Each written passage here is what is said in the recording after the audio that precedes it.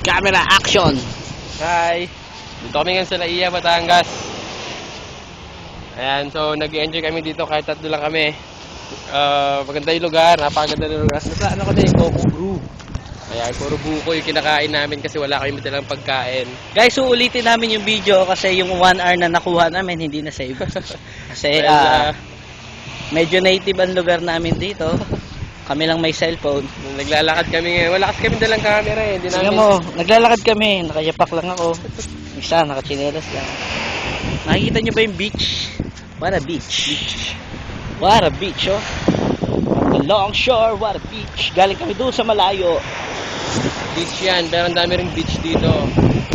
Kaya, ayan, may nakikita kaming mga beach. Yung sa amin, 5-star. 5-star kubo with a tent.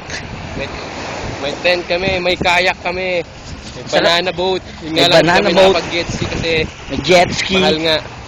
Ang sarap magkayak, men. Tumawag kami sa gitna ng dagat. Yung mga pinaggagawa nila, mga ewan kong ano yan. Mga tae. Mga tae gumawa. Medyo malayo nga lang yung bibili namin ng pagkain. Layo-layo pa kasi wala na kami dala pagkain. Sa mga kaibigan namin sa attrition, Hi. binabati namin kayo. Kaway-kaway sa bawat dyan. Yung sa mga dapat na gustong sumama pero hindi nakasama, mainggit kayo. Ay, hindi naman, may next time pa naman guys.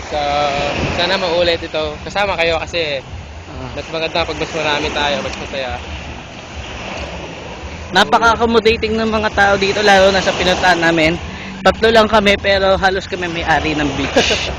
Kasi tatlo lang kami, wala nang ibang nagrenta ng beach, kami na lang, ng Oo. mga cottage kami na lang. So, halos, Ang ibang tao ay nandito sa, syempre, nasa kabilang cottage na kami kasi nga lang wala kayong bibilan doon. Nasa kabilang resort na kami. sa ma-afford lang nila. Kaya namin ma-afford yung kabila, kaya kami may-ari na. Well, nag-budget kami ng 5K para doon. So, Nandito na yung manager namin, gutom na. na. Gutom na pa yung manager namin. Okay. May kikain kami dito.